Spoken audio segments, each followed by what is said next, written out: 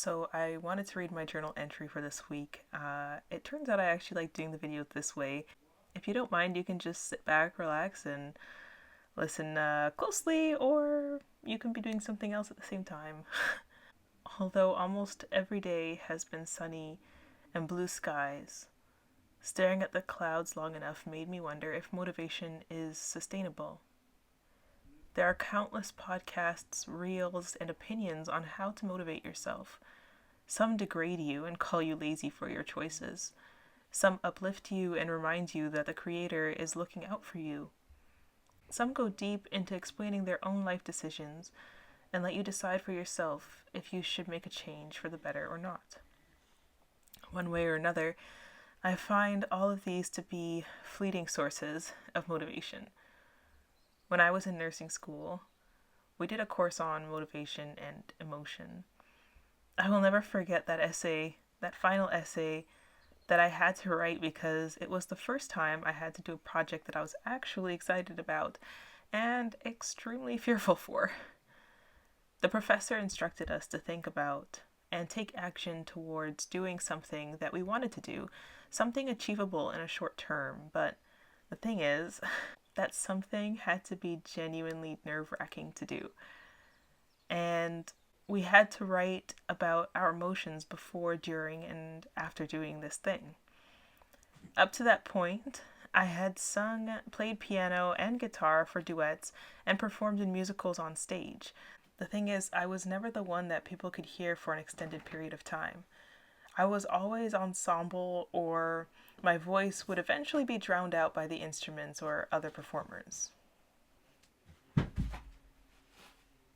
Until this project was dealt by the professor, I never thought too hard about why that is. Why was I always ensemble and never complained? Why was I always okay with playing a rock, an animal, or a mime? I had the skills, and I was working on my acting, singing, and dancing every day. Even my teachers and musical directors complimented my determination, commitment, and my improvements in each aspect. So it didn't really make any sense. Then the pill that was hard to swallow popped into my head. I really, really do not like being the center of attention. I don't really want to be the one that's heard on stage. When I wrote about the fear behind it, it wasn't about failure or making a mistake that haunted me. It was me. I didn't want to be me on the stage. And the thing that would show the most of me is if I sung a set of covers while playing an instrument. The realization made my throat close and my stomach drop. I am not doing that, I told myself. I will do what everyone else will likely do, something mediocre and uninteresting like holding my breath underwater for longer than a minute. But even this was not a true overcoming type of challenge. It just came with practice. But singing in my own style, under a spotlight, meant vulnerable exposure, and I was terrified.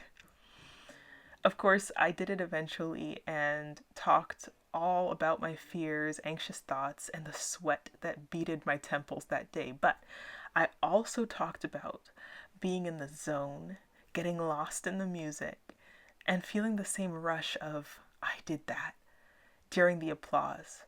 Which also shocked me, by the way. They applauded. I'll never forget an older gentleman from the audience approached me afterwards while I was reminiscing about a performance I just gave.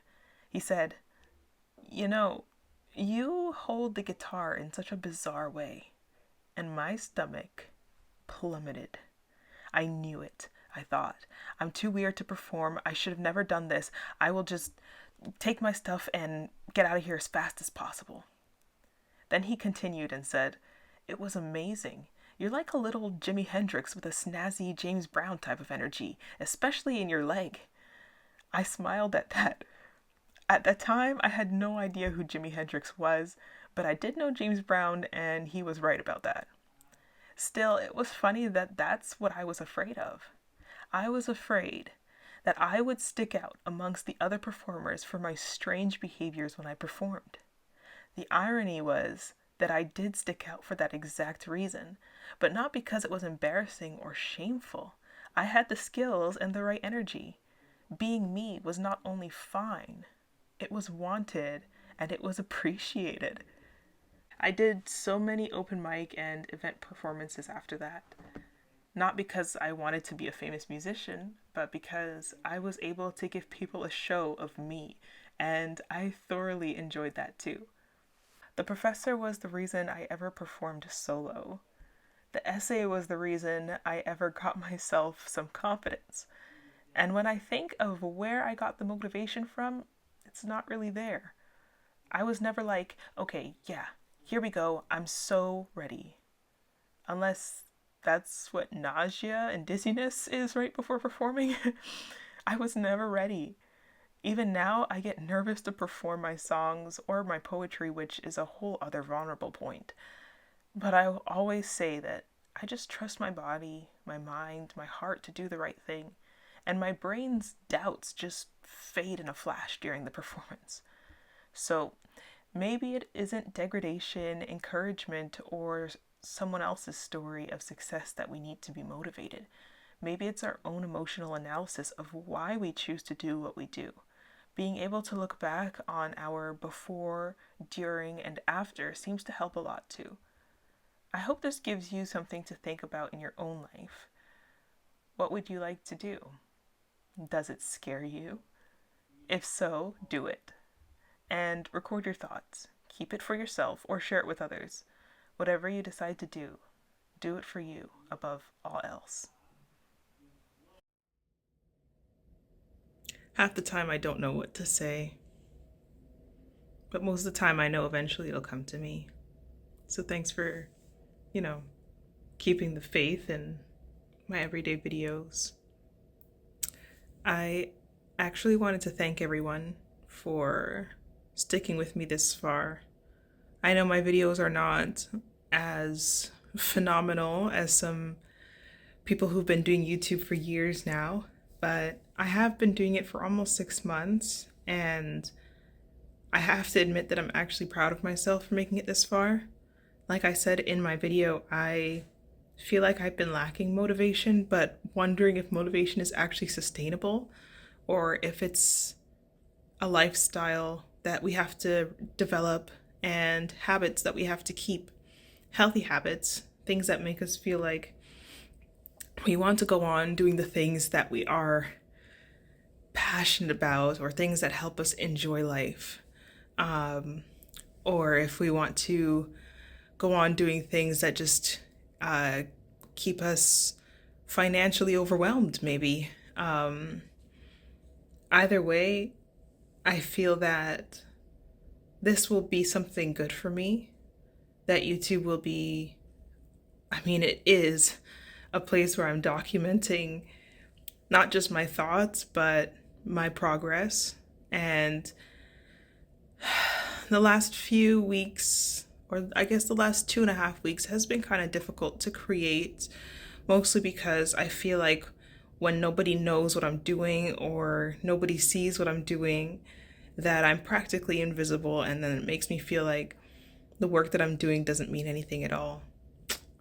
It's kind of a bummer, maybe a Debbie Downer. I do apologize. I wanted to show you guys a painting that is kind of a work in progress. It's been a work in progress for the last few weeks, and I haven't gotten back into doing it again, but I think the motivation will come back soon, and I hope to complete this painting in the ways that I see fit, you know?